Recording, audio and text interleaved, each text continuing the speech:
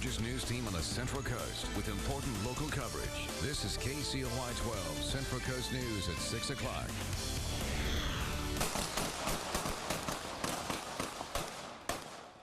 Our top story at 6, a man with a knife on Broadway shot and killed by police. He had stabbed himself, and police say they had no choice after they tried non-lethal force and he charged at them. Good evening, I'm Scott Hennessy. Melissa has the night off. Tonight, we bring you full coverage of our top story. KCOY 12's Amanda Valdez is live in front of the Foods Co. grocery store where the shooting took place. Keith Carl's also live in Santa Maria, where tension is growing among residents. Some say the man did not need to be killed. But first, here's the latest information. Santa Maria police responded to reports of a man with a knife in front of the Foods Co. at Broadway and Enos around 8:45 this morning. In this first video we're going to show you, you can hear police firing beanbags to try to subdue the man.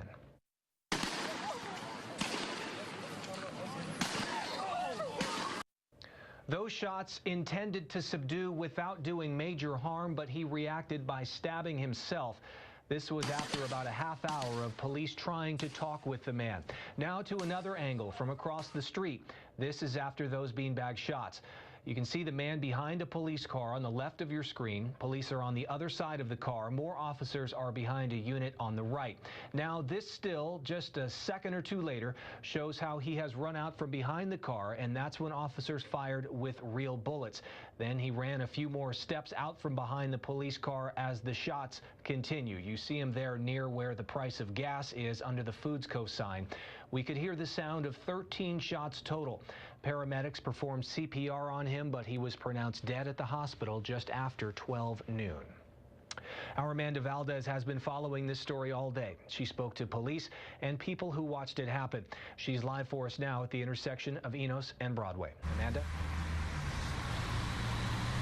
Scott, this street is now back open to traffic, but it was a much different scene earlier today, active for most of the day, as police blocked off this area, confirming that they did shoot and kill a man. Now, if you take a look here behind me, this all happened in front of this Foods Co. sign here, as dozens of witnesses saw it all unfold. Some of them telling us it's unjust what police did. Now, we want to warn you that some of this video you may see may be graphic to some of our viewers.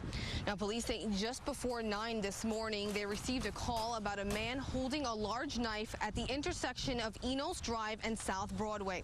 Police say they tried everything they could to negotiate with the man as he was using non-lethal sponge and bean bags, but he eventually started stabbing himself, and then he charged at police. That's when they say they shot and killed him. There is nothing else that we could have done. Especially, you have to know when you charge an officer with a weapon, they have to bring this to a resolution. For them to shoot the person multiple times, it was very over excessive force, and I'm very disappointed with them. We spoke to several witnesses who saw everything this morning, and they say the man was never a threat to police, and they saw him pacing back and forth, threatening only to hurt himself. They say after seeing how it ended, they're now on edge. Now, one other witness we spoke to says he has seen that man before when he's come here to the grocery store at Foods Co. He says he would see the man in the back asking people for money. Now, while witnesses say they did hear multiple gunshots here this morning, police have not confirmed how many shots were actually fired. In that cell phone video that we got, we heard about 13 shots. In Santa Maria, I'm Amanda Valdez, KCOY 12 Central Coast News. Amanda, thank you. A comment now from the man in charge of Santa Maria Police, Chief Ralph Martin. This incident is unique. This is not part of what's going on nationally. This person, I believe, had some mental issues, and we tried to do the best we could, and I don't like the outcome. I don't like the outcome that we had to use deadly force on somebody, but at the same time, those officers are going to go home that night when somebody charges at them with a large kitchen knife. Today's incident does bring the debate over police shootings and violence right here to where we live. There are very strong opinions being raised on it. KCOY 12's Keith Carls is live with that part of the story. Well, Scott, this morning's police shooting and police standoff, and then the shooting with the suspect that ended in his essentially basically being dealt with by the police department here at the corner of the Broadway shopping center has essentially shifted the spotlight from the national debate, which is the use of police force. And what we can tell you is that we were able to capture some of the witness testimony. We recorded it, and here's what some of the folks had to say as we recorded it. Rounds, and then 7 of them were shot after he got up from the ground and right straight to the chest and killed him. I don't know, lady. He wasn't a threat. He wasn't close to any of the officers. You guys are police experts. I'm just asking. We're You never said we're police experts. This has been going on. No, you're acting like a reporter by coming over here and just running your mouth, man. I don't even know what's going on. This has been going on. You know what I mean? You're in the wrong area to be running your mouth like that, sir. Are you threatened? No, I'm not saying that, but look at all these people out here, man. What if his family's out here? What if his family's right here? And you're speaking like that? Now, again, it's hard to basically discern who was speaking on behalf or arguing on behalf of whom with regard to that exchange here on the sidewalk outside where this shooting took place this morning. But it's pretty clear that the national debate over the police use of force has now come here to Santa Maria and the Central Coast. Live in Santa Maria, Keith Carls, KCOY 12, Central Coast News. Thank you, Keith. That conversation does continue on to social media. Many of you have gone online to give your thoughts and concerns. We've seen these comments on our website, on our Twitter and Facebook page. These comments here from KCOY 12 Central Coast News on Facebook. You can see, I'm sorry, this situation 100% justified, from Ricky Vidal. Then Taja Henson having her thoughts about it. Prayers going out to the people in Santa Maria, another senseless police shooting. So you see people on both sides of this issue voicing their opinions on our KCOY 12 Central Coast News Facebook page. Remember to stay with Central Coast News. We will continue to bring you the latest on this shooting. And for up-to-the-minute updates, you can log on to our website, kcoy.com. Meantime, 4 teenagers have been arrested for a home invasion robbery during a party with about 20 young people in Templeton. It happened on the 4700 block of Sea Ranch Lane at 3 this morning. Witnesses say 3 to 5 people entered the home, fired shots in the air, and then ordered everyone to the floor. The men were dressed all in black with bandanas wrapped around their faces. They allegedly took cell phones and wallets from their victims. Deputies responding to the scene on a 911 call saw them driving away on Highway 46 and stopped them. They arrested another suspect in Atascadero. A 5th suspect still on the run, officials say. 19-year-old Donovan James Alvord of Templeton, 18-year-old Albert Charles Heineke Jr. of Avila Beach, and 2 17-year-old juveniles in custody facing numerous charges, including kidnapping, burglary, and assault with a deadly weapon. A suspected felon is on the loose tonight. He has been seen a lot around Santa Barbara. Todd Cadell, wanted on a $220,000 felony warrant, charging him with assault with a deadly weapon, conspiracy, and battery with serious injury. You see his picture here. He's described as 5'11", 210 pounds, brown hair, brown eyes. Cadell is known to frequent Santa Barbara. If you have information on his whereabouts, you're asked to call the Santa Barbara Sheriff's Felony Fugitive Unit. That number on your screen, 805-681-4142. There's been another shark sighting, and some people are taking it seriously by avoiding the ocean. The sighting was off the coast just up from Santa Barbara around Hendry's Beach. Last Friday, there was one in Carpinteria. Just before that, one west of Goleta. We talked to people at the beach where signs are posted to see if they're concerned about the reported sighting, the warnings, or the trend we've seen in the past week. One longtime resident and surfer said it was still very uncommon to see sharks in these beach locations. No, they're mostly Point Conception, Point Arguello, and at mouths of canyons where creeks come out where they can feed, or where seals are. So that's the indicator. A lot of these sandy beaches, they really don't, they might peruse it once in a very long while, but you don't really see them. Last year, there were more shark sightings, presumably because of the fish population in the warmer waters here during the El Nino event. Signs about the recent shark described as a 4-foot great white are up at Ledbetter, Hendry's, and Hope Ranch Beach. Time Time to get our first check on the weather. We go to the First Alert Weather Center and meteorologist Jason Stepp. Well, if those sharks are hanging around, they probably heard how nice the weather has been on land. Look at the temperatures, 70s, 80s, and 90s. It was awfully close to 100 in Paso Robles at 99 degrees, 85 in San Luis Obispo, 88 in Santa Barbara, and 77. A nice warm day for Santa Maria. Hardly a cloud to be seen around the region, but the wind is going to start picking up, especially for the south coast. By the time we rejoin you tonight at 11 o'clock, it'll be gusty for the south coast, briefly weakening, but we're still going to have some gusty wind for the south coast for tomorrow morning. We also have a wind advisory out until 3 o'clock tomorrow morning for the south coast, with some gusts between 35 and 45 miles an hour possible. So overnight tonight, some patchy areas of fog and some gusty wind for the south coast. Mild overnight lows in the 50s and lower 60s. Stay tuned. We'll have your complete forecast and the rest of our newscast coming up in just a few minutes. From the vineyards to the flower fields, we are KCOY 12 Central Coast Local News.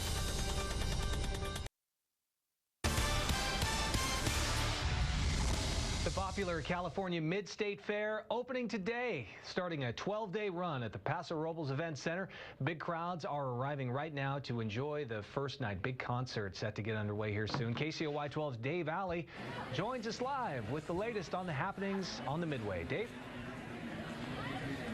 Hi, Scott. Yeah, that concert is supposed to start in about an hour, so I can hear them rehearsing just off to my left here. As you see, it is starting to fill up significantly here as we head on into the evening hours. Now, over the course of the run here of the fair, hundreds of thousands of fairgoers are expected to come through the gates here during that run. As always, plenty to see and do. There's a lot of stuff going on here in terms of attractions and entertainment, including a lot that is brand new this year. With the cut of a ribbon, the 2016 California Mid-State Fair officially opened. The kids can't wait to poor dog, and my daughter set on some cotton candy and tried out some rides and games.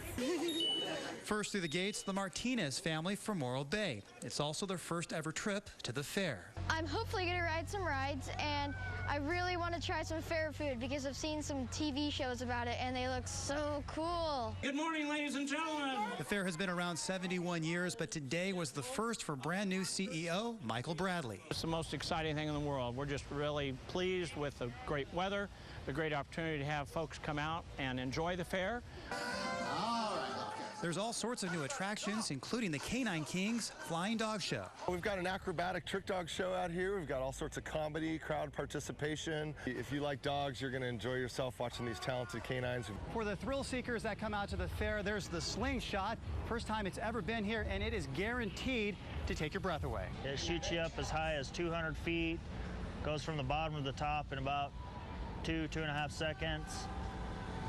Reach a speed of up to 100 miles per hour. As always, music will take center stage. This fair is known internationally, really, as one of the great fairs in this country, and a lot of it has to do with the great entertainment that we've got. The California Mid-State Fair runs through July 31st. Now, to give you an idea just how big of a draw this is, I spoke to a couple of young ladies today. They've traveled all the way down from Oregon to see tonight's opening show, Fallout Boy. That does start at 7:30. Yeah, they were very excited to see them and made the trip. Never been here before, but are here just to see that show. Now, when it's all said and done, again, through the 31st, about 400,000 plus fairgoers will be here. So this is a big draw, not just here locally, but as mentioned, around the state of California and even beyond that.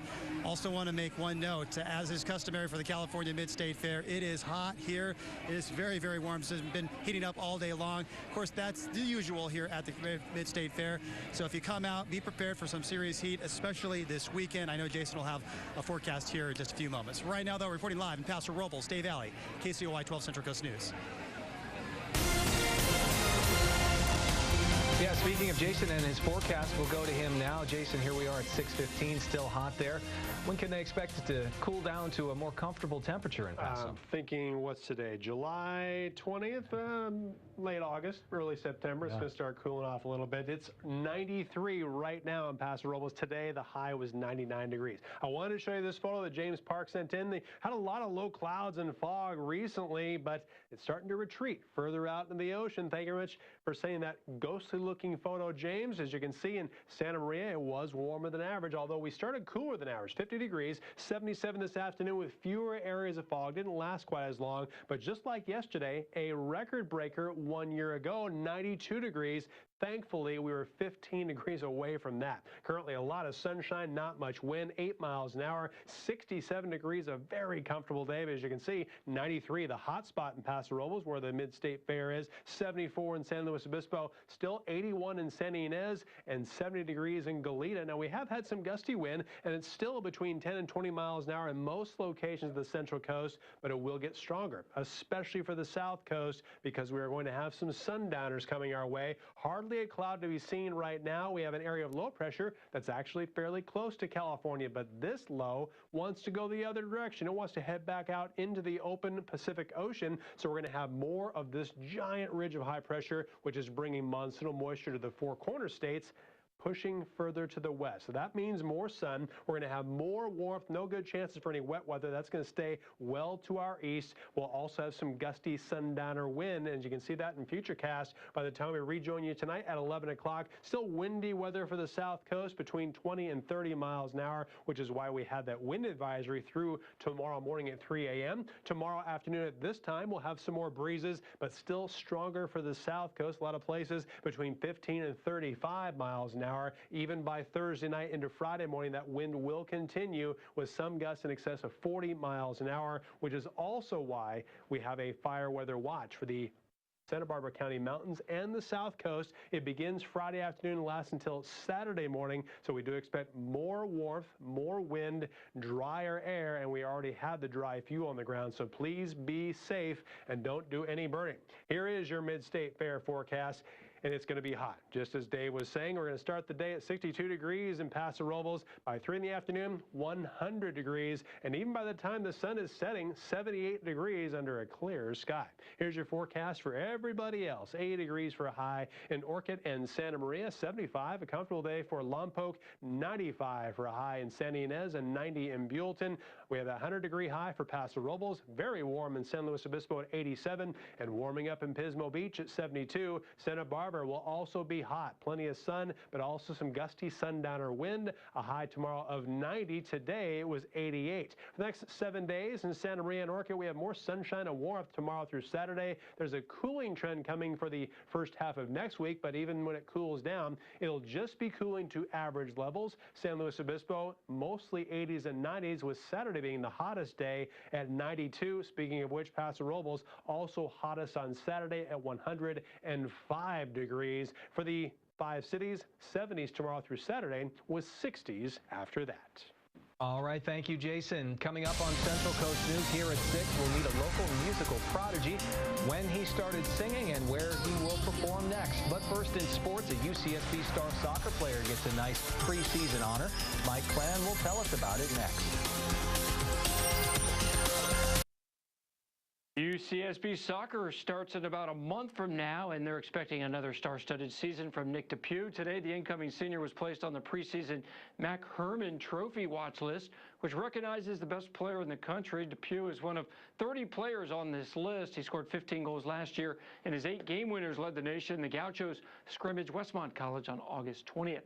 He's back in the driver's seat for at least 2 races. NASCAR superstar Jeff Gordon jumps behind the wheel this weekend at the Brickyard 400 in Indianapolis. Gordon's going to fill in for Dale Earnhardt Jr., who's suffering from concussion-like symptoms. Gordon will drive Junior's 88 car this week and again next weekend at Pocono. Gordon retired from full-time racing last year, but kept the door open to occasionally race. That's sports. We'll be right back. We are human. We're only human. We all bleed and we all cry. Talented young man there. That's 10-year-old Ty Waters. He came by our studio this morning to show off his voice, his debut album called Only Human, and talk to us about what he wants to achieve. I want to make peace in this world with my music and just have lots of fun doing it. He's won American Protégés vocal competitions and performed at Carnegie Hall 3 times. We'll see you at 11.